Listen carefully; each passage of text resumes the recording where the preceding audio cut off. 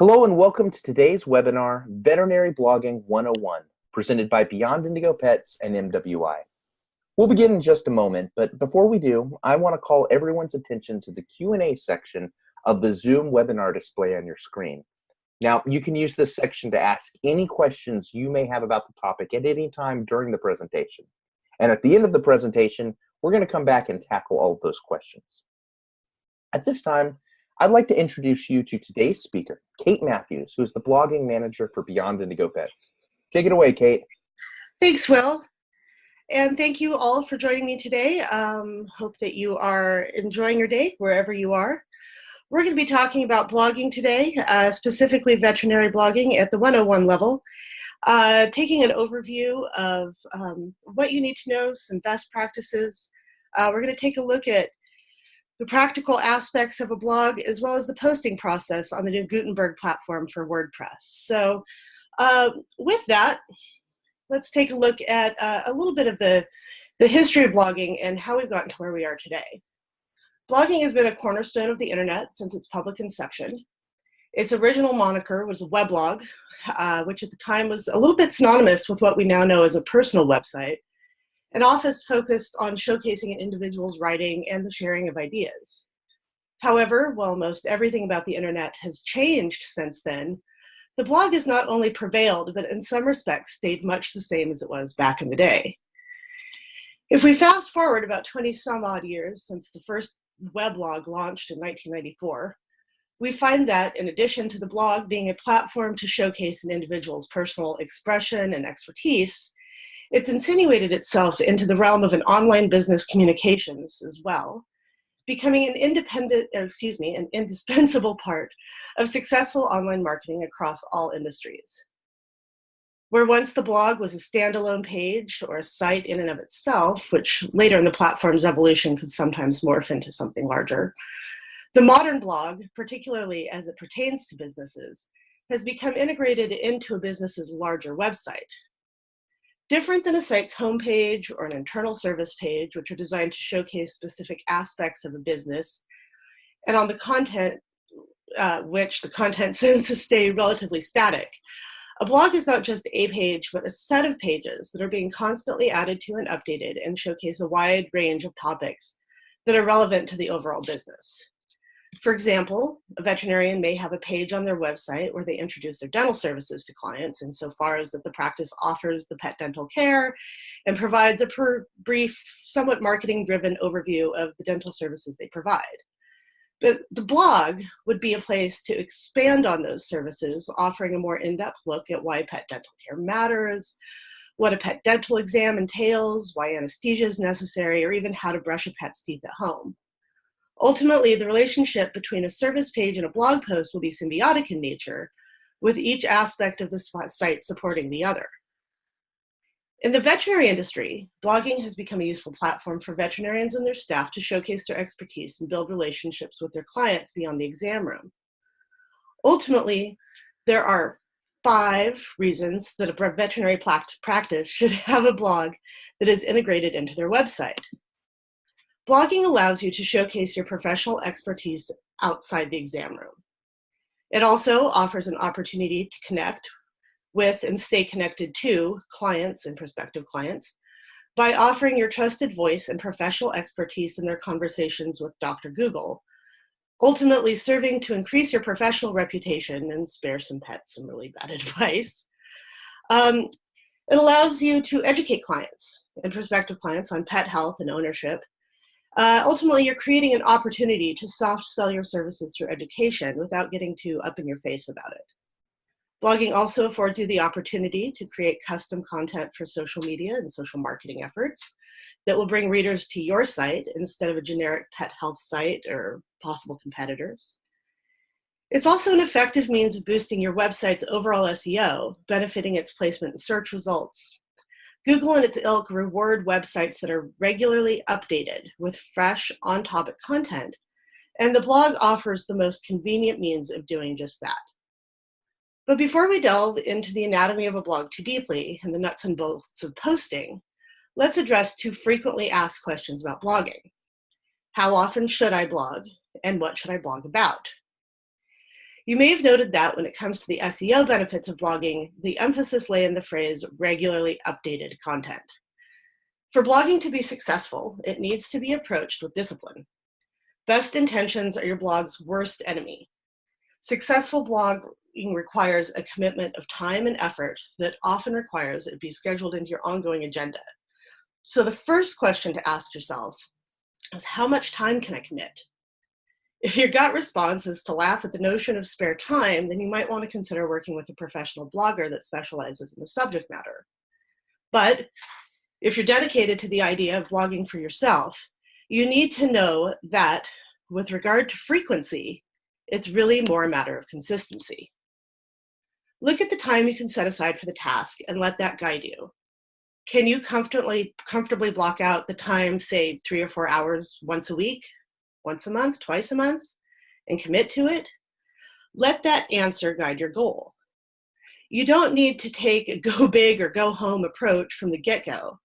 If you do, you're going to find yourself with your tail between your legs skulking towards the door before you know it.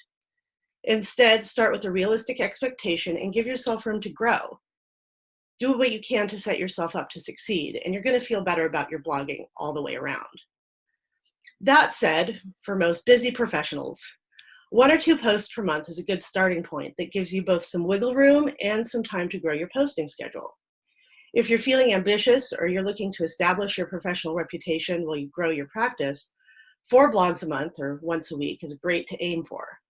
But be careful not to overpost. If you're enthusiastically churning out content, you don't need to post it all at once. You can stagger your posting or set a few posts aside for vacations or times when you're feeling blocked with your writing or your schedule's overbooked. With that, let's talk about some content. In the beginning, I have found that to support your blog's future content, you should lay a solid foundation of starter blogs. Topics such as why pet wellness matters, is it a pet emergency, why pet dental care matters, pet safety and toxins, pet nutrition, senior pet care, and why year-round parasite prevention matters are excellent starting points that cover the basics both for your readers and for your future blogs. As your blog begins to grow, you'll find yourself linking back to the concepts covered in those posts, both for reference and for the sake of brevity in the blog you're writing. For example, if you're writing a post on camping with pets and go to write, if you experience signs of a pet emergency, it's much more efficient to just link that text back to your post on is it a pet emergency than it is to spend time and verbiage rehashing those points in the blog you're writing. Once the basics are covered, you can let your inspiration and marketing goals guide you. You can look at special months on the veterinary calendar, dental month, senior pet health month, etc. You can let the seasons and holidays light the way with summer pet safety or dangerous decorations for pets, which we'll get back to that in a minute. If you've recently hired a pet acupuncturist, you may want to focus your blog posts on holistic pet health, pet acupuncture, alternative modalities for pain management, as those topics not only allow you to promote the services on social media, but will also help your practice rank in search results for these and similar terms. And if you're really stuck, just ask. Ask your front of house staff and your vet techs about questions that are trending at check-in or in the exam rooms.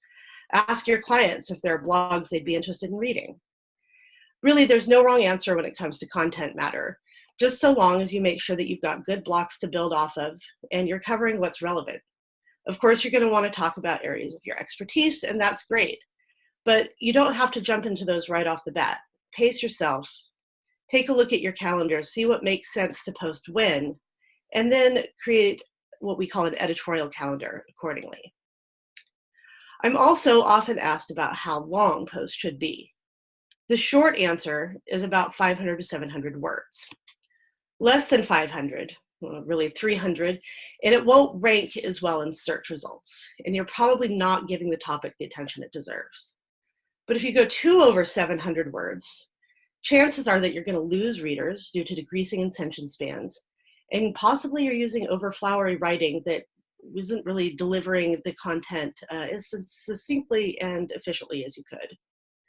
Basically, the average blog read time should sit at about 500 words or at about a 2-minute read time. So with that, let's talk a little bit about content. One of the most important things to remember when you're writing your blog is that it needs to be accessible to people who are not veterinarians. You're not writing for a peer-reviewed journal with your blog. There's certainly places and opportunities for you to put information like that on your website, but if you're writing a blog that is education and marketing driven, you need to remember that this is going to be viewed by pet owners of all backgrounds and education levels. You need to make sure that the information you're providing and the level you're approaching it from will speak to most anyone, regardless of where they are in life. Try to avoid technical jargon or avert industry terminology, and if you are going to use it, introduce it quickly and then put it back into terms that folks are going to be able to follow easily along with as they read. I've loved to tell the story over the years of when I started blogging and working with Beyond Indigo, that we had a vet that was so excited to write about veterinary orthopedic manipulation. Most of you probably know what that means, but the term, especially at the time, made me twitch a little bit. And I asked him what exactly that was. And his answer was, well, basically it's pet massage. That's it.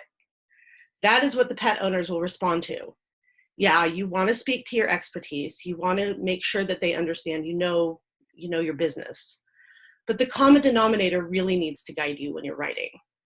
Someone who is looking for information on something like that is very unlikely to Google veterinary orthopedic manipulation, but they will be searching for pet massage or how to give one at home. I bring this up in part because one of the guiding factors in your writing needs to be your keyword strategy. At its core, an education-focused veterinary marketing blog is quite similar to the expository essays you would write in your college-level English classes. It's going to have a title, an introduction with a thesis statement, headings, supporting paragraphs. You're going to cite your sources by way of linking text back to either your own articles or service pages or other content on the web. And it's going to have a conclusion where you wrap things up and what we call a call to action, where you're going to encourage your reader to contact you with questions or learn more at other parts of your site. Working with this analogy, a blog's keyword, which is actually often a phrase and not just a word, is essentially the thesis statement of your essay, digested into a short kind of soundbite, which is strategically worked into the text. For example, if your thesis statement would be pet dental exams support systemic health and wellness, you'd truncate that keyword phrase to be pet dental exams. It's your searchable term for what you're writing. And that phrase would then be echoed throughout the body of the writing. Even if you're doing a more narrative style of writing, many of these best practices still apply, especially when it comes to keyword strategies, links, and calls to action. So let's see this at work. If we take a look here, we have a blog that has been written for a client and is ready to post, which we will be walking through that process here in just a few minutes. For this particular blog, which focuses on holiday decorations for pets, particularly dangerous ones, the author has identified their keyword phrase as holiday decorations for pets. As we go to post this, you'll see that there's a little bit of an SEO cheat sheet within WordPress, and it gives you some clues on how to optimize your posts. Again, we'll take a look at that in a minute. But one of the things it will tell you is that once you've identified your keyword, that it should be found in a few key places throughout your blog. And it should be found once in the title. It should be found in at least one heading. And then at a few different points throughout the text, you'll want to see that echoed through as well. It likes to have it typically in the first few paragraphs. It says the first paragraph, but that's not always practical. I always feel like as long as it's in before the first heading, you're doing pretty good. You'll want to see it echoed a few times throughout the text as well. And while this is your primary keyword, it definitely is a great strategy too to think about other words or other phrases that might complement that folks might also be searching for, and insert them into your text as well. Holiday pet safety is one. We also have one down here with pet safe holiday decoration alternatives. Anything like that that is similar to your keyword phrase, but is just a little off, is really great to work those in as well. I like to identify what my keyword is before I write so I can work with it from the get-go. However, you might find, especially as a beginner, that it helps to get the blog written first and let the keyword kind of come out to you as it goes, and then go back through your editing process and kind of work that in. Another important thing to note with your keyword phrase is that for it to really do its bidding, it's always great if you can link it somewhere in the text too. That link can go to an internal page, it could go to a different blog, or it could go to an external page as well that supports what you're talking about. In this case, this particular link would take you to a pet poison help life document on tinsel and its dangers for pets. You'll see too throughout the blog that we have a number of links worked in. This is the professional approach to it. Instead of saying, read here about this blog that we have written on pet emergencies, and then putting the actual link in the blog, that's beginner stuff. If you want to be operating in best practices and create a professional blog, you're going to find not just a word, but a phrase that you both want to emphasize because it does stand out differently in the text, and that will also tell a little bit of a story about the link that possibly people are going to. Again, we have the ASPCA's list of poisonous and non-poisonous plants. We have here a blog that, even though it talks about Halloween candy and pets, really ultimately what that blog discusses is different aspects of holiday safety, including the danger of candles to cats and dogs, tail fires, and such things. You'll want to make sure that your links are both internal, primarily, but SEO considerations do like it when you have at least one or two links that go to an outside page as well. It helps to build authority for your site by linking back to relevant external sources that support your work. It is important to know, too, that you do not, in any circumstances, want to plagiarize someone else's work on the internet. Google and search engines will penalize your website if they find that you have content that is duplicated somewhere else on the website, or on the internet in general, sorry. That practical example would be something along the lines of, if you have an article that's been published in a local magazine and they have posted that article on their website, don't take that text and copy it verbatim onto your blog. You'll both get penalized for that. And the site that has got a posting date that is later than that original posting date will have the harshest penalization for that. So there's a few little tips of the trade there. Other things to take a look at is, you'll notice here that the paragraphs, by and large, are quite a bit shorter than we're used to, especially for traditional academic typewriting. It used to be that we would consider a paragraph to be 5 sentences. Anymore, 5 sentences, especially when you look at it on a mobile screen, which is where most of your readers are going to be reading your blogs, is a huge, huge block of text that can get a little mind-boggling. So you'll find that these, we call it choppy copy. This choppy copy breaks things up. It allows folks to digest your information more easily, find the information they're looking for at shorter of a glance, and to get through it just altogether a little bit better. Likewise, making use of things like lists, whether they're bulleted lists or just lists along these lines that kind of break down what we're looking at.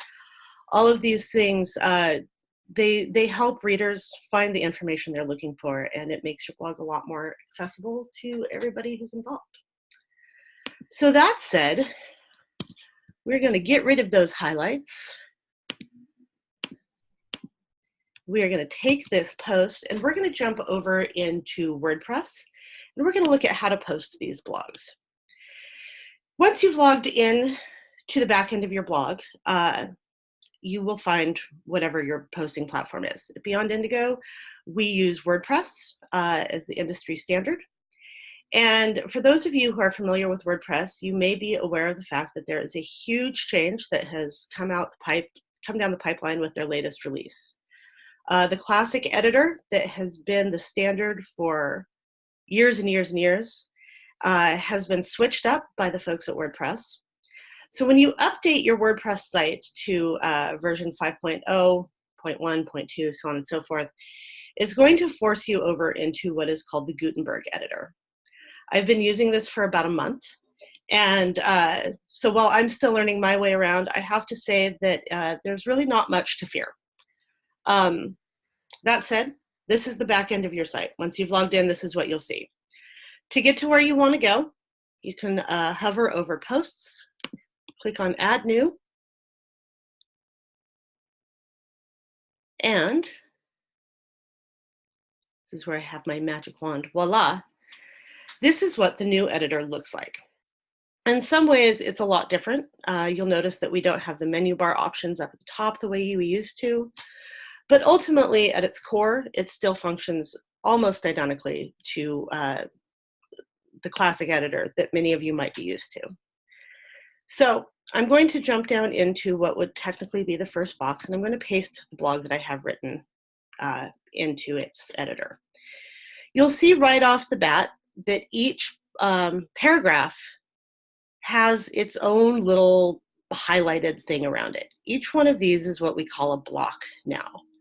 Blocks can be paragraphs, they can be text, they can be photos, they can be quotes, they can be aspects of a list, they can be just about any part of the blog that you're trying to create. There's some fun things about it. If you want to, you can change places, you can move them around. You can take your opportunity to add blocks in. We'll take a look at that in a minute. So on and so forth.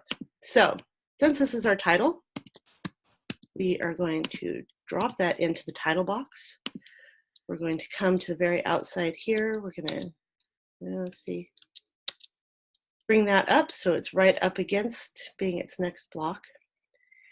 One of the things that is crucial for, I think, for your blog, especially if you want to create a blog that people have to click on links for, is to come in and you're going to add a read more link.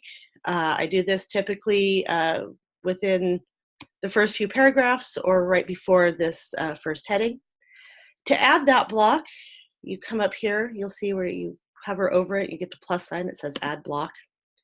When you click on that, you're going to get a list of all sorts of blocks, elements, widgets, and whatnot that you can embed. The first time you load this up, the chances are you're not going to see quite this many. So to search for that read more line, if you just type more up here, you'll get it. And then it'll be in that little menu from there on out. So once you've placed the read more line, essentially what that's going to do is create, so your blog's homepage shows just a snippet, the first little bit of the post, down to a point, and then it's going to give you the opportunity to read the rest of the entry or to click on the title. When you do that, it takes you to a full post where you can read the full blog. This helps with tracking your readers, all sorts of other good stuff along those lines. Anyway, back to this at hand. We go through and we'll see here that everything has come across the way it should look. One of the things that I do enjoy about Gutenberg that we were not seeing so much in the classic editor is that it's a pretty faithful paste job. You don't get the extra spaces that you used to see. You don't have to spend time cleaning up your spacing, stuff like that. It really just drops it in a really clean sort of way. Once everything is set here, at least initially, you're going to want to do a few little things. A big conversation that has been happening a lot in the veterinary sphere when it comes to digital marketing is making sure that your website is ADA accessible. When you're posting your blogs, that's something that you want to take into consideration.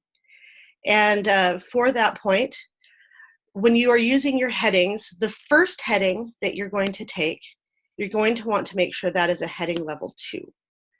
because essentially what happens is that if we are on our regular blog page or anything kind of roughly thereof, let's try that again,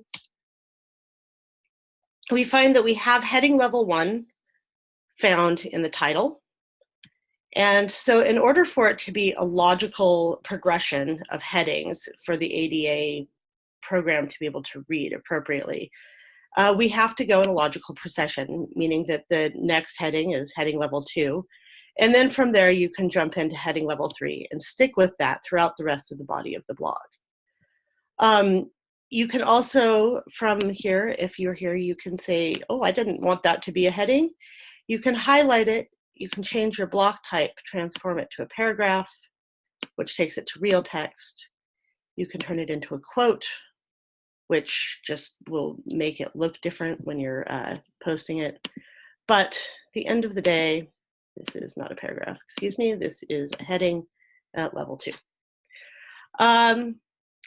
The next thing that you want to take into consideration is, of course, your photo. Photos are the bread and butter of blogs.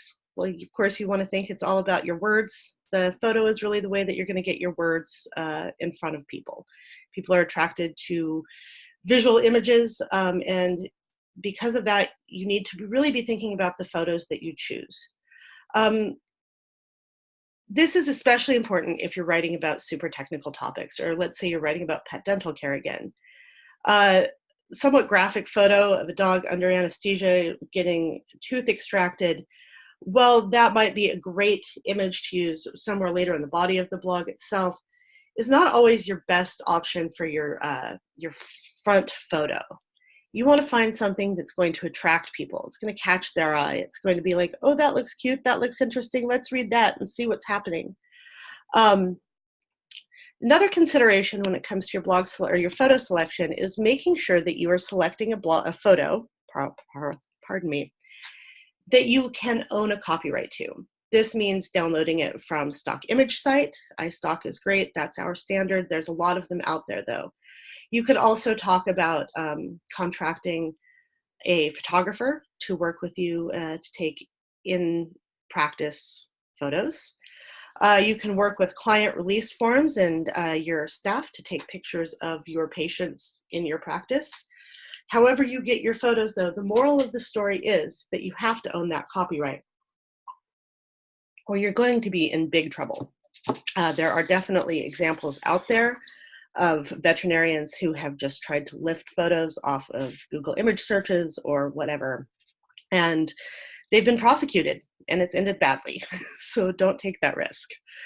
To insert your photo, basically, I like my photos to sit at the top of the blog initially.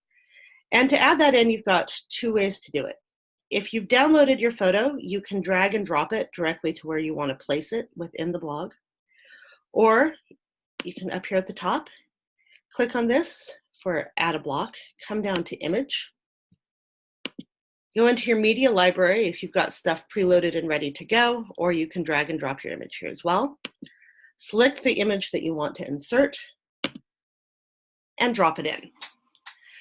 From here, you've got a few different options. You can align it so it sits on one side of the page or another. Most sites allow those to be moved around, although some do have them built in to be a static position. This is a site like that. Still though, we're going to tell it to align itself left. From here, we're going to do a couple different things to help with SEO. We're going to say edit image. The first thing I do is I come over, and here in this line that says title, this is where you are going to add your ADA photo description, so that if someone is going through your blog, through that ADA program, when they hover over the image, text will come up that will either describe what's there, or the reader can read it out to the person who's viewing the blog, depending on whatever their particular situation is. So at this point, you may, let's see, profile of a cat.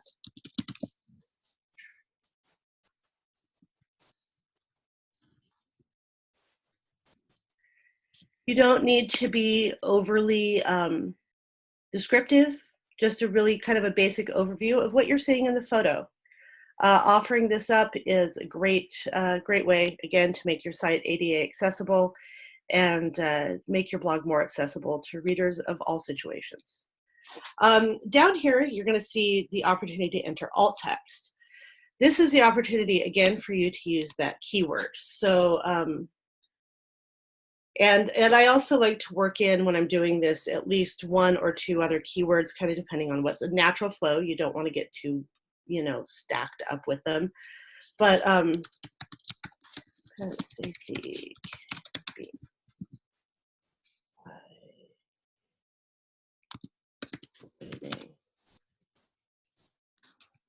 holiday decorations for pets. So here you'll see that we have our primary keyword, holiday decorations for pets, wherever that went. Also supported by the other keyword, holiday pet safety, which is also kind of, you can truncate that into just pet safety as well. Again, just little things you can do to up the ante on your overall SEO score for your blog. So we select that. If we take a preview of what we're working with, you'll see here, once it loads, that this picture is pretty big. It sits up here. It definitely has some text wrapped, but it's a little large. So here's a fun thing you can do. This is something you could not do before. You select your photo again. You come over here to the block. It gives you options. You can change essentially the size of the photo by selecting if you want it 75% its size, 50%. So if we select 75%, hit preview again. Well, of course, it always takes a minute. You'll see that it drops down to a more manageable size that gives the text a little bit more room and just makes the page cleaner in general. If you wanted it to go smaller still,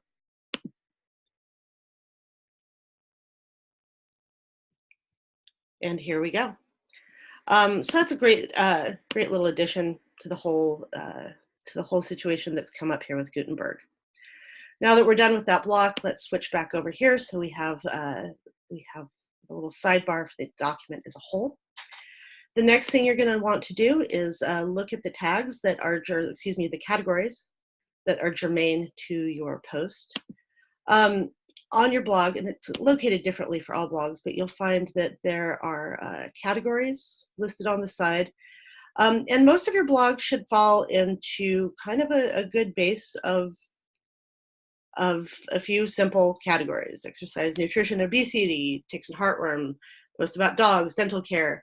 You get the idea. It's a good idea at the onset to create a base supply of categories and try to work within those. And then to not just create a category every time that you post a blog. It can get really messy over here really quickly. So keeping it clean is keeping it simple for readers. That said, come back here. What do we have here? Let's say pet emergencies, pet-friendly holidays. And say you and your pet. You can come over here and create your primary category. So that's the one that will be listed first when you see that down at the bottom of the page. We'll add a few tags. This is almost kind of like giving it some hashtags. You don't want to go over the top, but this is a great opportunity for you to also work in some of those secondary keywords. So holidays, safety, and we'll call that good. So that is the primary business of the actual posting of the blog. The next thing that you're going to want to do is fill out your SEO worksheet. So grab that title one more time, come down here. We use Yoast SEO as our standard. I find it is really the most efficient and probably the most complementary to how it's integrated with Google. If we edit the snippet, we're going to see this little worksheet come up that's going to give you a place to put the title, the slug.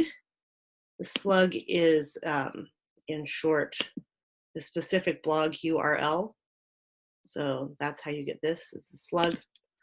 in your description. So let's delete that, drop in our title, give it a space and a little up and down line and another space. And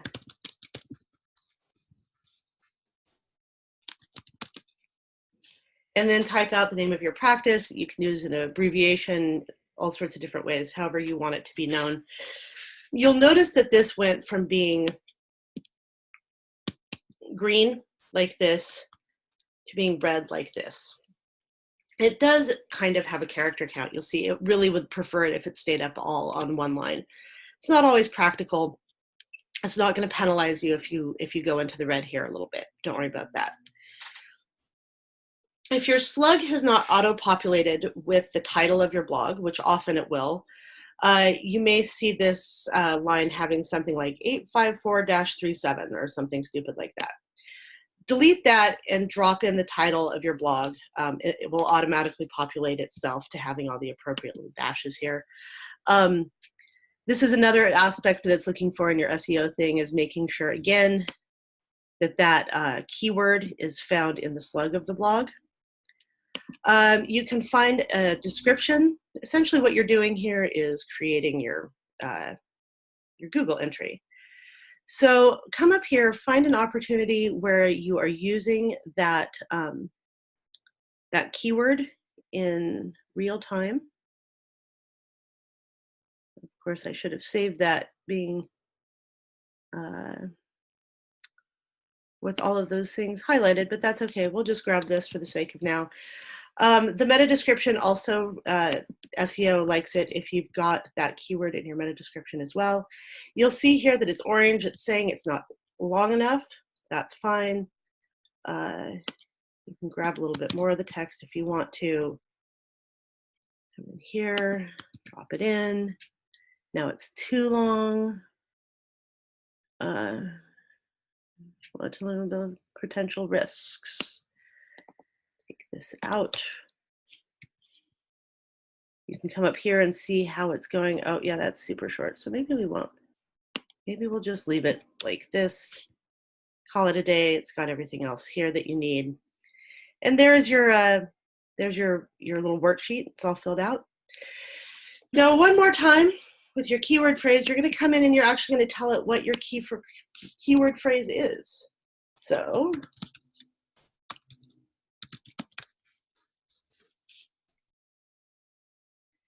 once you've entered it in, it's giving you a little green smiley face. That says not only is your keyword phrase a good one, but you can also take a look down here and it's going to give you an analysis results to tell you ways that things you're doing well and ways that you can improve that. Slug stop words, don't worry about it because, don't wreck halls dangerous, like that makes sense. The key phrase is in the title, it is there. Try to move it to the beginning. Sometimes that makes sense, but sometimes it doesn't. The thing that you have to remember when you're going through and you're looking at the analysis results for your keyword aspects is that it's a bot looking at it, and it's a bot thinking about how a bot would write, right? So, it's going to tell you to do things, like pets and camping. Pet camping is not exactly what you can't write naturally with that. That's not going to just trip off of your tongue, but pets and camping, that's a little more normal to write with. So these are just a few good tips here. Don't worry too much if you've got some red or some orange involved. At the end of the day, when you come over here, see, things change. I updated yesterday. It used to be it would give you a little green light over here and tell you if you had good SEO or not, but ultimately you can see here, there we go. You got the green light, you're good to go. Even with a little bit of red on the page, it's not the end of the world. So just one more time to make sure. We're going to do a preview again. Come through, make sure everything looks right. It's cleaned up. Our headings are behaving like headings. Our tags and categories are in place. And with that, you have the option to either schedule this to publish in the future. You can select dates, times, It really any point in time. You can even backdate it if you want to for some reason. If you do decide to schedule it out, though, make sure it posts. It's not always a fail-safe situation. But if you're ready to publish it now, you click publish, okay, publish again, and voila, we have a live blog post ready to go. Looks good on this end. We come over here and we go back to just our regular blog homepage. It looks good here. The read more tags showed up, and everything is good to go. And you have posted yourself a blog. From here, you can share it in your newsletter. You can share it into your social media platforms, Facebook, Pinterest, wherever it is that you're finding that you're getting the most traction. If you want more information on that, we have plenty of information both on our website and our YouTube channels that talks about sharing blogs, promoting posts, doing all sorts of great stuff along those lines. So with that, we can go ahead and take a look at what we have for questions. I'm happy to review anything or look at what it is that you've got questions about. Yeah, thank you, Kate. The floor is open for questions. Remember, if you have a question, just type it in the Q&A section in the Zoom webinar display, and we'll get right to it.